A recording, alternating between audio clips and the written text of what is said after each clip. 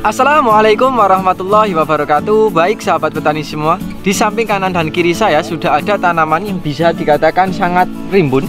Buahnya sangat lebat, kemudian daunnya sangat hijau, dan kemungkinan ini akan berproduksi dalam jangka waktu yang lama. Ini bisa kita lihat dari jumlah bunganya yang masih sangat banyak, kemudian warna daunnya yang masih sangat hijau.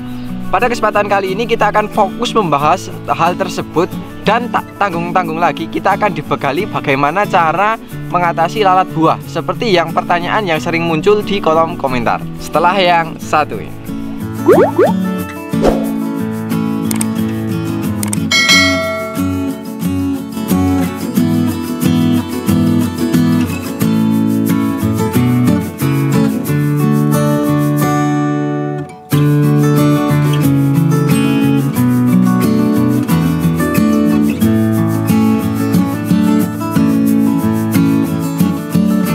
Oke, baik sahabat petani semua, kembali lagi bersama saya Zaki di channel Mitra Bertani TV.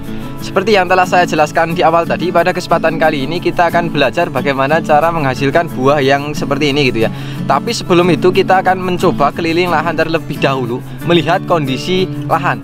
Yang pertama, bisa teman-teman lihat, ini buahnya sangat-sangat banyak, sangat-sangat lebat. Kemudian insya Allah ini akan berproduksi dalam jangka waktu yang sangat lama. Karena apa? Bunganya masih sangat banyak, masih terus bermunculan gitu ya. Bisa dilihat, ini buahnya sudah banyak, tapi bunganya di atas masih bermunculan. Kemudian hal yang sangat menarik lagi, warna daunnya. Warna daunnya ini adalah berwarna hijau tua atau hijau pekat. Ini mengindikasikan bahwa tanaman masih sangat sehat dan masih akan terus bertumbuh.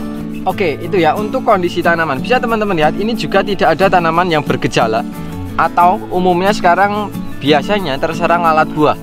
Tapi sang pemilik lahan ini bisa meminimalisir dengan berbagai teknik. Jadi nanti kita akan mencoba membahasnya secara detail. Kemudian saya ingatkan kembali gitu ya. Jadi pada kesempatan kali ini kita akan membahas bagaimana cara menghasilkan tanaman seperti ini. Tentunya kita akan fokus pada nutrisi, tapi nanti akan kita coba sebutkan bahan-bahan aktifnya saja dan merek dagang itu sebagai contoh. Kemudian untuk memudahkan teman-teman itu bisa digarisbawahi tentang bahan aktif yang kita gunakan, karena di setiap daerah itu belum tentu ada atau belum tentu sama. Oke, jadi tanpa lama-lama kita akan langsung menemui sang pemilik lahannya.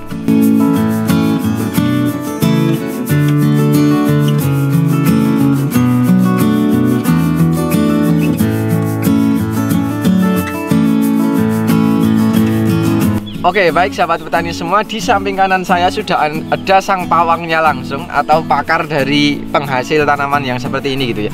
Moga Mas mungkin bisa langsung memperkenalkan diri. Ya, nama saya Mahfud Nastain. Alamat saya di Kuron, Selopampang, Temanggung. Oke, jadi Mas Mahfud Nastain, bisa saya panggil Mas Mahfud itu ya Mas ya? Ya. Yang beralamat di Kecamatan Selopampang, Kabupaten Temanggung ya Mas ya? Oke Mas Mahfud, kalau pertanyaan yang pertama Mas Mahfud, ini kalau boleh tahu ini varietas apa? Ini ada varietas sipon dan ada viral. Jadi Mas Mahfud ini menanam dua sekaligus gitu ya, dua varietas. Iya. Kenapa kok dua varietas Mas? Dikarenakan itu kemarin benihnya kurang, jadi yang sebagian itu cari yang varietas beda, mau cari yang seperti tadinya itu sudah habis. Kemudian ya yang Mas Mahfud rasakan ya sebelum kita masuk ke materi, antara dua jenis itu apakah ada perbedaannya Mas? Ya ada, semuanya mempunyai kelebihan dan juga kekurangan masing-masing. Jadi setiap varietas itu memiliki kelebihan dan kekurangan masing-masing ya Mas Mahfud? Iya benar. Oke, kemudian kalau untuk jarak tanam sendiri ini berapa Mas Mahfud? Ini 40 kali 40 cm kali 40 cm. Kemudian kalau boleh tahu Mas Mahfud ini untuk menanam cabai ini baru saat ini atau sudah sering Mas? Itu sudah sering, hampir 7 tahunan. 7 tahun? Iya, tapi untuk yang mengalami seperti ini alhamdulillah baru sekarang ini. Seperti ini itu maksudnya gimana Mas? Ya gimana ya, tingkat kelayuan sedikit, terus pohonnya itu bagus, daunnya juga bagus, buah pun juga terlihat lebat. Ini terlihat dan memang lebat mungkin Mas. Ini iya. Kalau boleh tahu sudah petik keberapa Mas? Ini petikan ke 11 kali. 11 kali dapat berapa Mas? Kemarin dapat 55. 55. Kemudian total tanaman 1.300. kalau boleh tahu ini untuk dasaran sendiri, ini lahan baru apa lahan bekas ini Mas? Ini lahan bekas. Oh, cukup nekat ini. Kalau lahan bekas berarti tanpa diolah tanah ini Mas? Plastiknya digeser sekitar 20 sentian. Lubang tanamnya itu berbeda dengan yang sebelumnya. Iya. Nah, kemudian untuk di lubang tanam itu menggunakan pupuk apa Mas? Atau pupuk kimia atau pupuk apa untuk dasaran itu? Itu kalau dasarannya saya hanya memakai gamping dolomit, saya campur dengan power soil. Setelah sekitar umur 1 bulanan itu saya mencoba untuk ngasih kocoran atau taburan memakai puska, saya oplos dengan power soil juga, itu di setiap lubang tengah. Oh iya, jadi bisa sahabat petani semua lihat ya, di bagian tengah di antara tanaman, di antara kanan dan kiri itu di tengah-tengahnya dibuatkan lubang, itu fungsinya untuk lubang pupuk susulan itu ya Mas? Iya. Oke Mas Mahfud, itu untuk dasaran. Kemudian untuk fase vegetatif atau pertumbuhan ini dispray menggunakan apa Mas? Saya menggunakan pupuk organik sama modern. Oke, kalau sepengetahuan saya, jadi pupuk Vigorin itu memiliki nutrisi yang cukup lengkap, meskipun jumlahnya tidak terlalu banyak, tapi lengkap. Kemudian dia diimbangi oleh enzim dan asam amino dan lain sebagainya. Jadi pupuknya itu memang cukup lengkap. Kemudian untuk dosisnya sendiri berapa Mas? Saya kasih 4 tutup. Kenapa tidak menggunakan yang mungkin nitrogennya tinggi untuk pertumbuhan bisa cepat dan lain sebagainya itu Mas? Itu menurut saya itu dari pengalaman yang sebelumnya, kalau memakai nitrogen yang terlalu banyak itu memang tumbuhnya cepat sekali, tapi tidak baik untuk tanamnya tidak bisa kuat. Oke Mas Mahfud, terima kasih untuk resepnya dari fase vegetatif. Kemudian pasti sahabat petani juga bertanya-tanya tentang generatif, apakah perawatan yang seperti itu dihentikan atau kalau generatif diganti atau seperti apa Mas? Ya tetap menggunakan tapi tidak serutin fase vegetatif. Untuk fase generatif saya selani dengan kalinet. Kalinet ya, mungkin kalinet dengan kandungan itu ada kalium, kemudian fosfat, kemudian boron. Jadi nanti teman-teman kalau kesusahan bisa mencari di sekitar daerah teman-teman yang kandungannya hampir sama yang disebutkan dengan Mas Mahfud, yaitu dengan kalium, fosfat, dan boron. Untuk dosisnya berapa Mas itu? Dosisnya 3 tutup. 3 tutup. Kemudian untuk intervalnya? Intervalnya biasanya 8 hari sekali. Wih, 8 hari sekali. Mas Mahfud cukup keren ini. Jadi irit tenaga, irit biaya juga ya Mas? Iya. Kalau yang Mas Mahfud rasakan sendiri dengan penggunaan kalium yang cukup tinggi ya, kalau di kalinet kalau setahu saya kan kaliumnya cukup tinggi, itu manfaatnya apa Mas?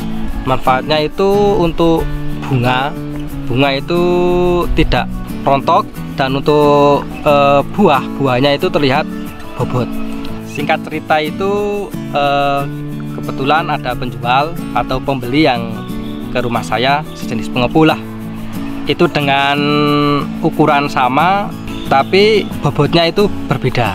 Oke, jadi mungkin yang dimaksud dengan Mas Mahfud itu dengan sama-sama satu karung atau satu ember, jumlahnya itu sama, tapi kalau ditimbang itu lebih berat gitu ya Mas? Iya. Tapi tidak dikasih batu toh Mas? Tidak. Jadi memang mungkin ini adalah testimoni ya. Jadi penggunaan kalium itu setahu saya memang sangat bermanfaat untuk proses generatif, apalagi tentang pembuahan, bisa meningkatkan keberhasilan buah, kemudian mempertebal kulit, berdampak pada penambahan bobot ya Mas? Iya. Oke Mas Mahfud, seperti yang kita janjikan di awal ya, jadi kita akan dibekali dengan cara penanganan lalat buah versi beliau. Jadi gini Mas Mahfud, saya menanyakan hal tersebut itu karena pertanyaan sangat-sangat sering muncul. Permasalahan yang sering terjadi di sahabat petani semua itu tentang lalat buah. Nah, untuk Mas Mahfud sendiri, untuk menangani lalat buah, untuk pencegahan atau pembasmian itu menggunakan apa atau tekniknya seperti apa Mas? Itu saya menggunakan 2 cara. Yang pertama itu saya memakai lem ajaib. Lem perekat. Lem perekat. Untuk yang kedua saya spray dengan menggunakan Risotin. Oh, Risotin, bahan aktif sipermetrin. Oke, kemudian yang sangat menarik itu ya, mungkin lem ajaib, dari namanya aja sudah sangat menggelitik gitu ya. Itu sistemnya seperti apa Mas, lem ajaib itu? Jadi itu apa? Botol itu nanti diolesi dengan lem itu, terus diletakkan di atas lanjaran. Oh oke, di atas ajir. Kemudian itu efektif untuk berapa waktu, kemudian untuk satu lahan ini diberi berapa botol atau seperti apa itu, Mas? Ini kalau saya dengan tanaman 1300 ini ada sekitar 6 botol. Oke, 6 botol ya. Oke, jadi sahabat petani semua, untuk penanganan lalat buah itu dengan 2 cara versi Mas Mahfud ini. Yang pertama adalah penggunaan insektisida berbahan aktif sipermetrin. Itu dosisnya berapa, Mas? 4 tutup.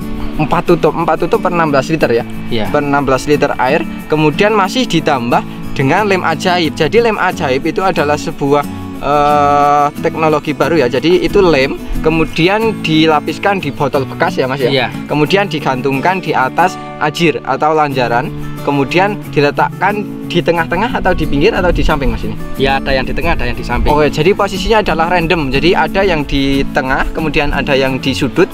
Jadi supaya nanti lalat buah itu nanti akan mencari, karena itu sifatnya adalah mengundang gitu ya, Mas. Jadi tertarik dengan warnanya, kemudian akan menempel. Oke, jadi mungkin itu ya. Jadi untuk lalat buah beliau menggunakan 2 cara. Oke ya sahabat petani semua, mungkin kita sudah sangat jelas membahas, sudah sangat banyak, dan durasinya juga sudah sangat panjang. Kita sudah membahas mulai dari awal sampai sekarang masa generatif. Mungkin dari Mas Mahfud sebelum kita tutup, mungkin ada pesan dan kesan yang ingin disampaikan untuk sahabat petani semua. Pesan saya, jangan malu dengan pekerjaan seorang petani.